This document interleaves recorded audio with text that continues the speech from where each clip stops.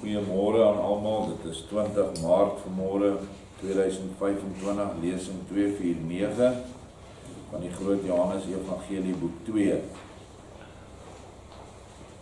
Daar kan 'n einde aan die geduld kom. Vader is die ewige geduld van self, maar hy het 'n beperking. As jy die geestelike inhoud verstaan van Genesis 1, waar hy van die 4de dag skepping praat, is die hemelgewelf of die koepel is nie 'n ding wat hulle nou beweer, sommige mense, dat dit is 'n koepel waaronder ons bly nie. Dit is 'n innerlike beskrywing van Vader se grens van sy wil. Waar Vader se wil ophou, of waar Vader se geduld ophou, dis die grens van sy wil. En hy sal alles doen, en jou hoeveel kanse gee, en hierdie mensdom hoeveel kanse gee, as ons net kyk vandag, wat die mensdom al uitgevind het, oor hoe ons vandag besoedel en verskriklike aanslag wat op ons is, op alle vlakke.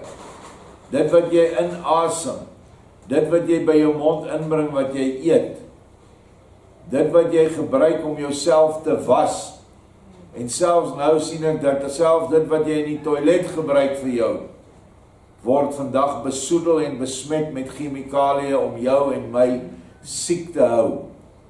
Ten spyte van al hierdie goed wat aan die tempels van Vader skade bring, dit is sy kinders, het hy nog steeds die geduld om dit te laat aangaan. Maar op een of ander stadium gaan die koepel bereik word, gaan sy geduld opraak, want die hele orde kan nie tot niet gaan in totaliteit nie. Daar moet 'n grens en perk gestel word aan die orde van Satan, wat nou buite Vader se orde is, sodat 'n klein oorblyfsel van Vader gered kan word, en op 'n nuwe aarde, in nuwe omstandighede, absolute, fantastiese, heerlike, salige omstandighede, dat hulle weer voor kan begin, met die oorspronklike skepping soos wat dit was, ten tye van Adam en Eva in die tuin van Eden.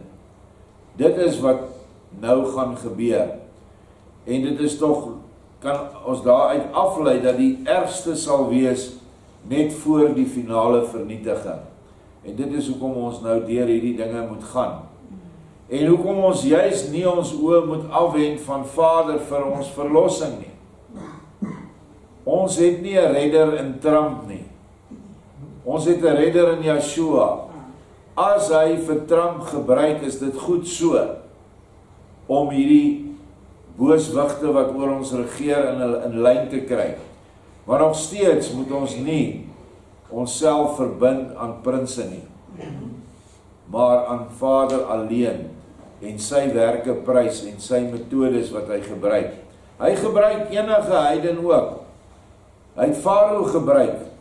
Daar staan in die skrif, dan sê Farao, okay, trek. Dan sê Vader nie, en dan verhard ek sy hart, dat hy julle nie laat trek nie. Dan kom daar weer 'n plag. Dan sê Farao, na hy sy hart verhard het, versag, dan sê Vader, nee, goed, kom ek verhard weer jou hart. Nebukadneser was 'n heidense keiser, koning, en hy moes die wil van Vader volbring, terwille van Vader se volk. Hy het nie 'n keuse gehad nie. En so het hierdie klomp wêreldse leiers ook geen keuse nie. Die plan wat Vader van die begin af in werking gestel het, sal uitgevoer word, ten spyte van die vyand se vrye wil.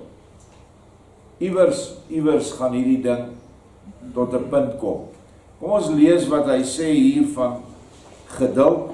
Ons het nou die vorige, hulle is nog steeds in Ebal se herberg, en hulle het gesprekke. Die Fariseërs wat voor my uit Jerusalem hierheen gekom het, en wat ons vriend die hoofman op so 'n wyse manier die skrik op die lyf gejaag het, sal my môre behoorlik lastig val, as hulle my eenmaal herken het. Maar ek sal hulle vir die eerste maal helder wyn skink, Dit wil sê, ek sal hulle onomwonde die volle waarheid vertel. Ons het nou gesien, daar het Fariseërs laat die nag daar aangekom, wat Joshua gejag het, en dis van hulle wat hy praat. Die siekes, onthou die dorp het baie siek mense gehad, dit was 'n baie onaangename klimaat. Die siekes wat hier is en nog sal kom, hoef slegs maar die soem van my oorkleed aan te raak. Dan sal hulle gesond word. My leerlinge sal vervolgens die oggendbrood net ongewaste hande eet. En dit sal voldoende wees om hierdie egte oerbekrompe Fariseërs en skrifgeleerdes volledig die harnas in te jaag.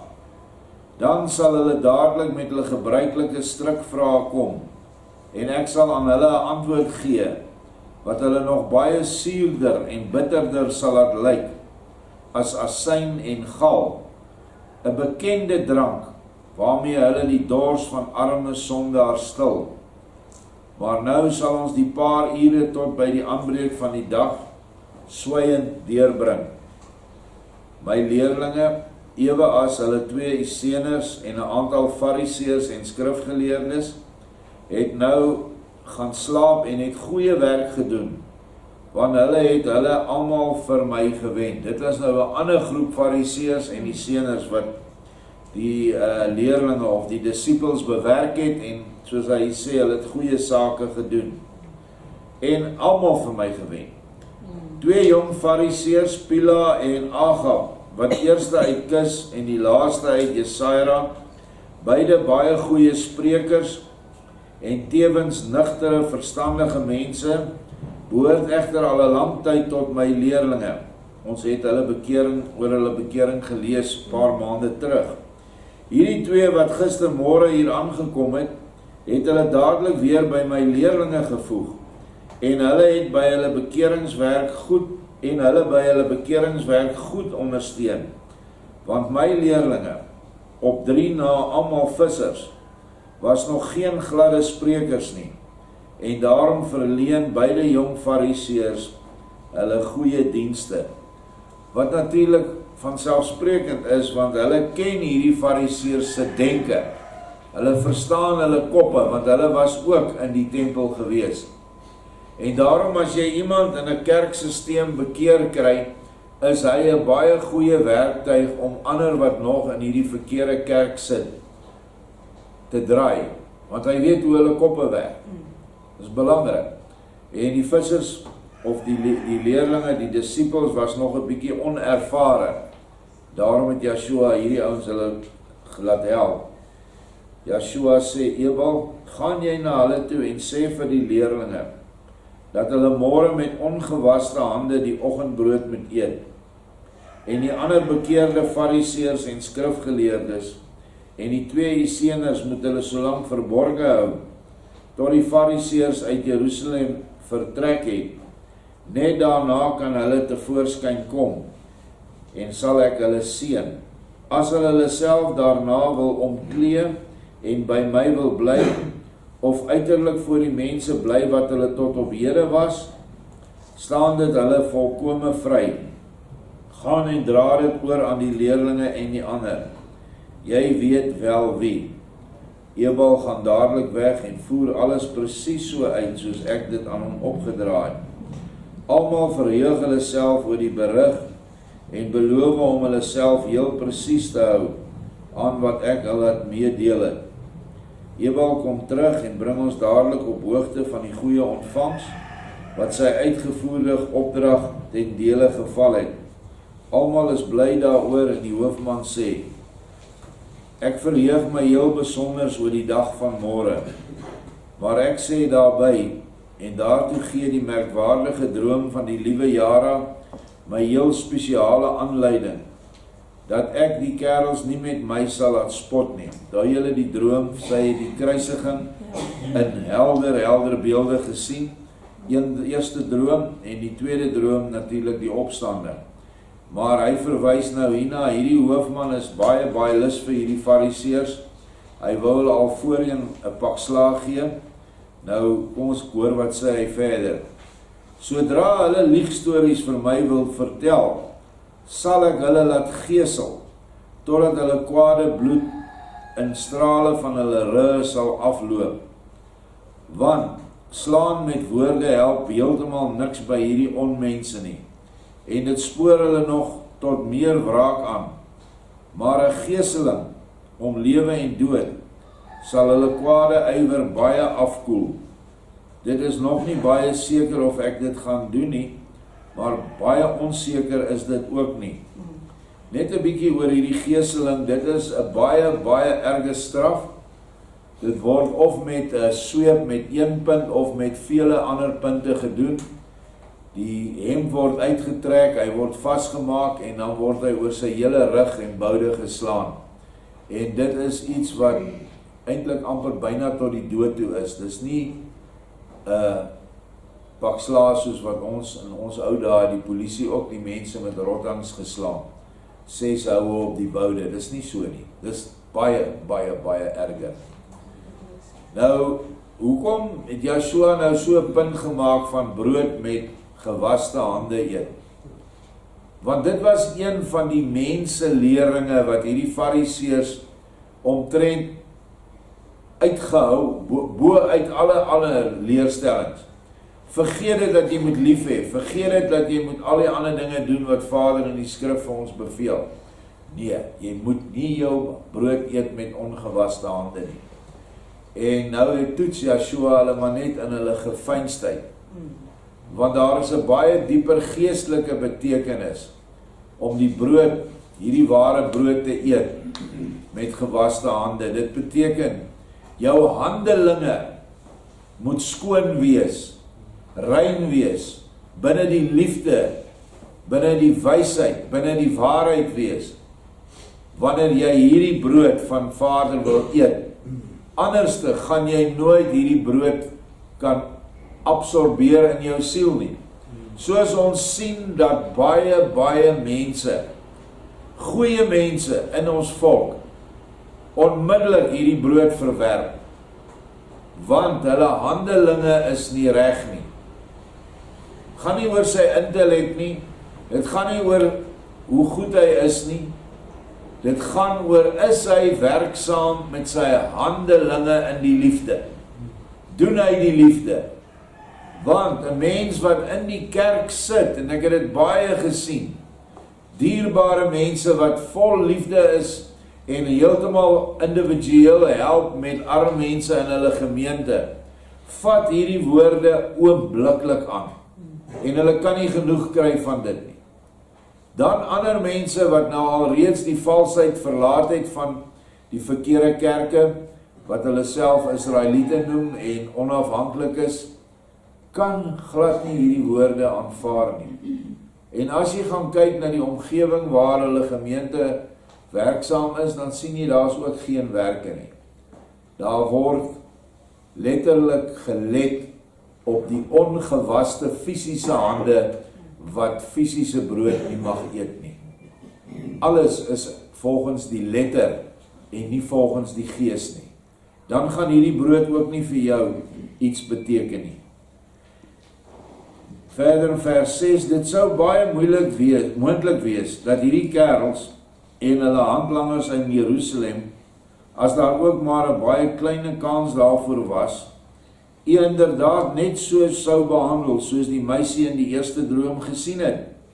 Ek sê vir u, daar hoef maar 'n baie geringe moontlikheid te wees. En sit nog die verwyfde, slappe landvoog Pontius Pilatus daarby, nie veel van hom gedink nie. En hulle spyker hier so waar aan die dwarshout vas. Ja, as ek landvoog in Jerusalem sou wees, dan sou iemand dit maar net moet probeer om die hand aan u te slaan. Ek sou hom 10 maal aan die dwarshout ophang, en eers na die 10de keer sou ek sy bene laat breek. Maar jammer genoeg is my staanplek hier, en ek sou u nie te hulp kan kom nie. En u vriende Sireneus en Cornelius sou dit ook nie kan nie. 'n Mens moet daarom van vooraf begin met die afkoel van hulle verderflike moed, sodat hulle behoorlik verskrik word en dit voortaan nie so gou meer sal waag om hulle afskuwelike kloue uit te steek na manne van Elohim God nie, waarvan u van die allerhoogstes is. O, wag maar, onbeskoftes, die dag van môre sal vir julle so warm word, dat julle van louter hitte bloed sal sweet. As die kerels op hierdie manier 'n paar goeie stewige lesse kry, sou ek haas die halwe Romeinse ryk hiervoor durf verwed, dat hulle slegte dade, ten minste die gruwelikste daarvan, sal opgee. Maar hulle ou slegte vel moet vooraf behoorlik bewerk word. Nou Latyns diksie beteken ek het gesê. Joshua sê vir hom, jy kan weliswaar doen wat jy wil, en ek sal nie vir jou sê, doen dit nie. Want jy is een van die mees wyse vriende wat ek ooit gevind het. In al jou woorde en dade gedra jy jou werklik heel taktvol. Maar ek, Joshua, sê vir jou, dat dit alles sal die bose soort mense niks help nie, maar hulle slegs nog meer boos en tevens nog sluwer maak. Want hy wat eenmaal van die Satan is dit heeltemal. Baie duidelike stelling wat hy maak, hy wat eenmaal van die Satan is dit heeltemal. Daar's nie 'n bietjie goed in hom nie. Mens kan hulle nog die vinnigste met raak woorde op iets beters rig, soos wat my leerlinge dit nou gedoen het, met die ander fariseërs natuurlik. En net soos wat in Nasaret gebeur het, waar die owerste, dis Jairus, die fariseërs en skrifgeleerdes my leer aangeneem het. Maar dikwels kan mens niks doen nie, en net so min, op jou manier, want jy dryf met die roede een duiwel uit, maar op die plek van die een nestel daar 10 ander, wat stuk vir stuk erger is, as die een wat daar eerste was. Nou wil ek net hier bietjie stil staan. Die woord sê dit ook, hulle kom 7 maal sterker terug, hier sê Joshua 10, maak nie saak nie, dat as jy 'n duiwel uitdryf deur vrees en pyn en lyding, dan is jy nie gewaarborg dat hulle buite sal bly nie, want die verweer teen die duiwels wat nou sterker inkom, is nie daar nie. Die sterk man, wat eintlik jou wil verenig met die wil van Vader is nie daar nie. Op die einde is die enigste sterk man Joshua, maar Joshua kan nie jou wil vir jou beheer nie. Jy het 'n vrye wil, want as hy jou wil sou beheer, dan is jy 'n robot, en dan kan jy nooit weer 'n kind in sy huis wees nie.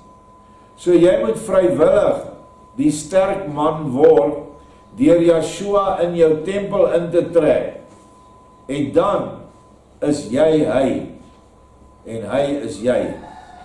Ek en jy is een, soos wat Joshua en die Vader een is, soos wat hy vir ons leer. Dan is die sterk man daar binne, en nou kan die duiwel nie weer inkom nie. Want sou daar dan weer gedagtes opkom by jou, dan sal jy onmiddellik hierdie gedagtes besweer. En jy sal onmiddellik dink aan die ware leer van Joshua, die ware sterk man, en jy sal 'n sterk man word, en hierdie goed kan afweer. Dit geld ook vir hierdie pastore, wat so links en regs, sonder enige ondersoek, sonder enige bespreking met mense, sommer net mense vorentoe roep, en dan hande oplê, partykeer met die hele gemeente saam, en duiwels uitdryf. Daar mag duiwels uitgaan, maar daar mag ook baie inkom, van die ander mense wat hande oplê. Daarom wanneer jy deur so onbehoorlike uitdrywing moet deurgaan, is dit baie gevaarlik vir jou. Moet asseblief nie dat enige mens ooit hande op jou lê en vir jou bid nie, of vir jou salf met olie nie. Minstens moet jy die vrugte van die boom ken, as jy die boom aan jou wil laat vat. Want anderste kry jy van die slegte vrugte van daai boom in jou. En nou het hulle die mens in steede van bevry van demone, het hulle die mense demone opgeplaas, 7 tot 10 maal erger. En nou kom daai persoon uit, en net soos Joshua in die skrif sê, en julle maak van hom 'n persoon erger, 10 maal erger as die eerste persoon. Julle trek rond oor land en see om bekeerlinge te maak, maar julle maak hulle kinders van die duiwel. Deur onbehoorlike, ondeurdinkte dade, wat as hierdie geestelike dade deurgaan.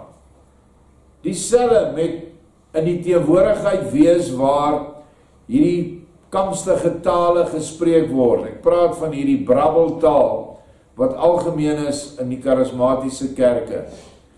Dit is bewese, en mense wat taalkundig na hierdie goed geluister het, dat baie van daai goed is 'n soort van 'n taal wat op 'n verstaanbare taal, 'n meestal oosterse tale, maar dan is dit 'n gruwelike vervloeking van Joshua wat daar uitgespreek word.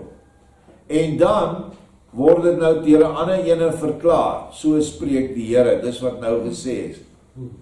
En dit is die werking van bose geeste.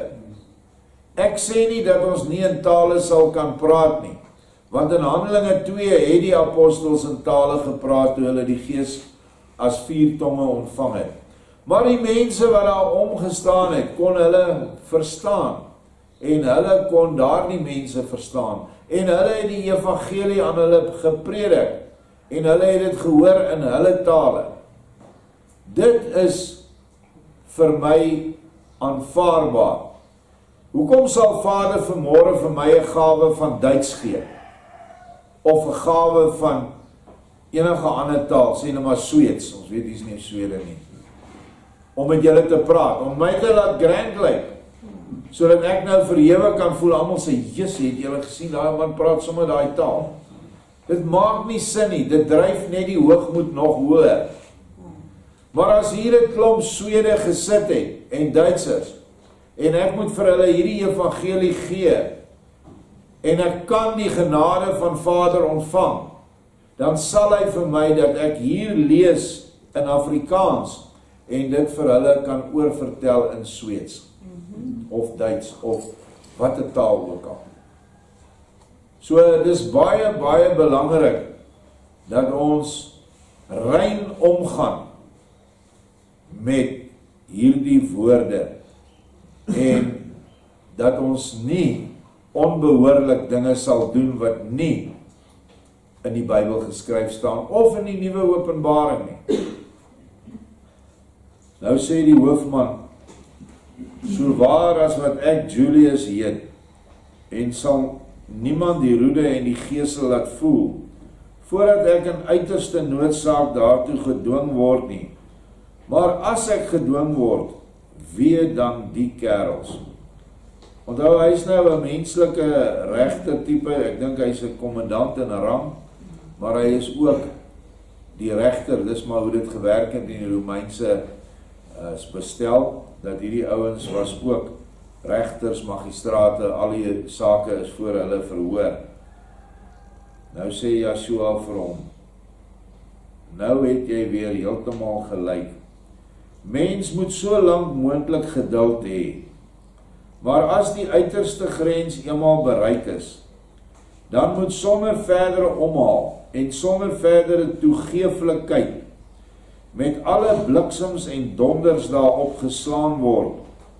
Anders sou die sondaars dadelik op die gedagte kom dat mens skerts en met hulle 'n kinderspeletjie speel.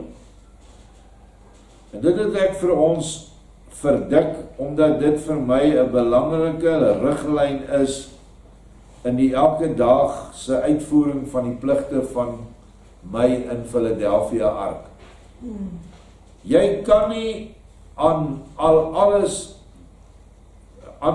toegee nie. Jy kan nie alles duld nie. Jy kan 'n persoon sê, maar wat jy doen is verkeerd, dit is nie reg wat jy nou aanvang nie, jy ontwrig die hele harmonie van die plek. Maar dan gaan hulle voort daarmee, en hy gaan voort daarmee, inteendeel, en daar sit Amela, sy is getuie van hierdie goed, hulle lag jou in jou gesig uit.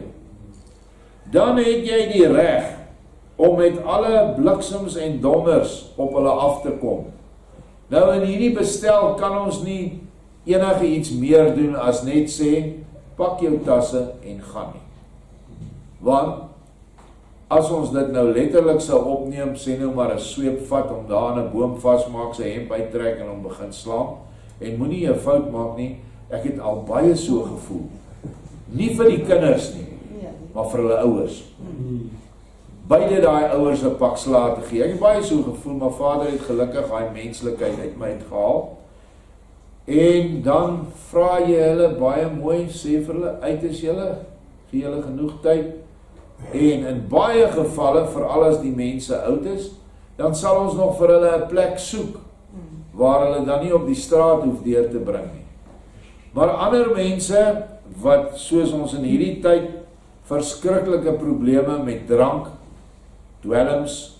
dwelmmisbruik, en die gepaardgaande goed wat daarmee loop, en dis roof, diefstal, lieg, en geweld. Want 'n dwelmgebruiker voel niks vir sy medemens nie. Hy sal 10 selfone steel op 'n dag as hy kan, want dan kan hy 10 maal meer drugs koop as wat hy wou.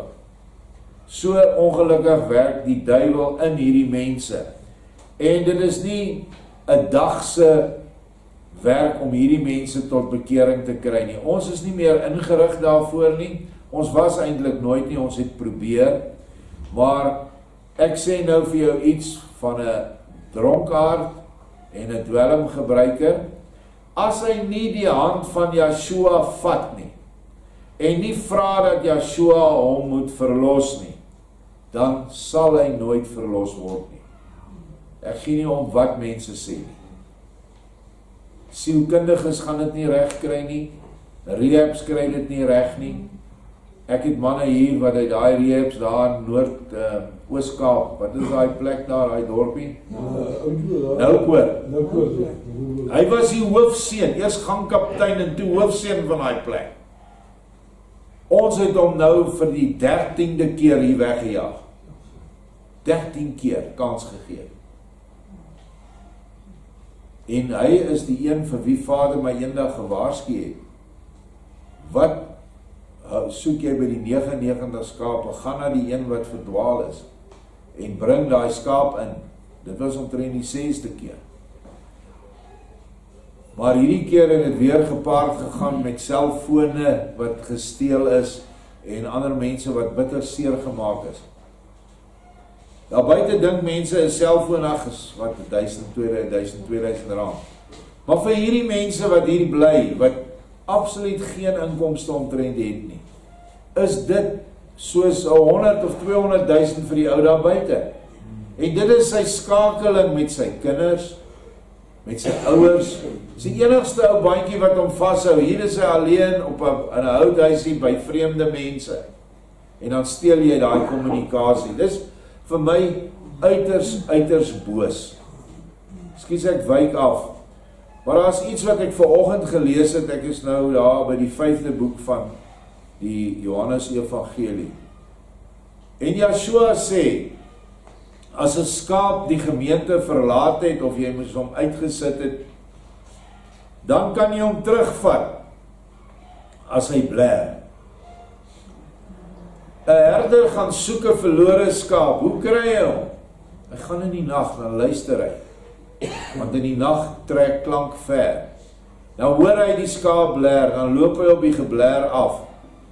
Maar as die skaap nie bler nie, en die veld is baie dig en groot, gaan jy die skaap nie kry nie. Maar baie keer wil die skaap nie terugkom na hierdie weiding toe nie. Ek praat van alles wat insluit geestelike weiding en 'n manier van lewe, 'n beskaafde manier soos wat wit mense behoort te lewe. Dit is wat ons hier nastreef, ordelik en met respek vir elke ander een om jou. En daai skaap wil nie terugkom hiernatoe nie, so hy bler nie. So dan moet jy ook nie daai skaap terugvat nie. Dit is maar net hoe dit werk, want jy gaan weer presies dieselfde moeilikheid kry. Net ietsie vir die praktiese hier. Nou sê hoofman Julius, heeltemal my idee. Daar is baie voor nodig voordat ek iemand straf. Maar as 'n onverbeterlike my daartoe dwing, dan sal hy dit ook onthou wanneer hy deur my gestraf is. Maar dan dink ek tog dat ons die paar uurtjies nog 'n bietjie gaan rus, want dit begin al skemer te word. Joshua sê, ja, laat ons dit hier doen, elkeen op sy eie plek. Vervolgens is alles stil, en oor alle oë daal 'n weliswaar kort, maar tevens tog heuningsoete slaap.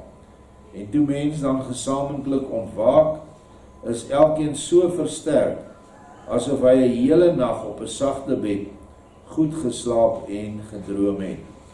So selfs daar versterk Joshua ook die mense wat om hom is.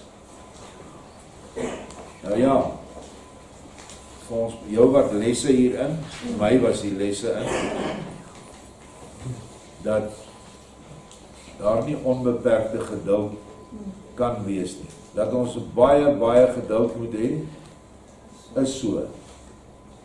En dis iets wat ek dink almal van ons geleer het, soos wat ons die pad met Vader loop. Ek weet, ek was in konstruksie, en almal wat weet, in konstruksie is daar nie geduld nie. Daar's net een ding, dis geld en tyd. Verder niks. En as enige iemand daarmee inmeng, sodat jy nie binne die tyd kan klaarmaak nie, en jy jou geld kos, deur goed vir jou te breek, dan is hy weg. Maar dit is nie wat Vader bedoel met geduld nie. Geduld moet jy weet, dat jy byvoorbeeld, wanneer jy in die geestelike wêreld werk, jy kan nie 'n mens net voorbid sê, kom hier, ek wil vir jou bid, jy's nou bekeer nie. Dit is wat hulle sê, dit werk nie so nie. Ons het al die geval gehad hier, dat ons met 3 jaar, soms met 'n mens pad loop, dan wil hulle niks van Vader weet nie, dan kom hulle eendag hier. Dan word hulle werklik so toegewyde kinders van Vader. Maar in die eerste 3 jaar was die wêreld alles in hulle lewe. Gedrink, dwelms gebruik, en al die ander dinge wat ons maar geduldig gesê het, moenie dit doen nie, moenie dat doen nie. En dan skielik eendag kom hulle tot bekering. Dan voel 'n mens lekker dat jy jou geduldvrugte afgewerp het. Maar op 'n punt kom dit, en ek sê altyd, die gemeenskap se belang tel meer as die individu se belang. Ja. Veral as daar kinders in die gemeenskap is. Nou kry jy 'n man wat begin oogies maak vir kindertjies, vir jong seuns of jong dogters. Dan moet jy optree in belang van die gemeenskap se kinders. En dan moet jy die saak hanteer. En dan moet jy op hom afkom, soos Joshua sê hier, met alle bliksems en donders van die hemel. En dan is jy bevry van so iemand. Want so iemand kan nie in jou omgewing geduld word nie. Want ons kinders is tog alles waarvoor ons lewe. Alles wat ons doen, doen ons vir die geslag wat na ons kom.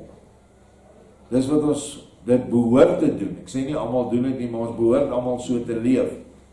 Asof die jongetjies 'n goeie stuk grond, 'n goeie maniere, goeie lewenslesse kan erf by ons en kan vorentoe gaan. Baie dankie.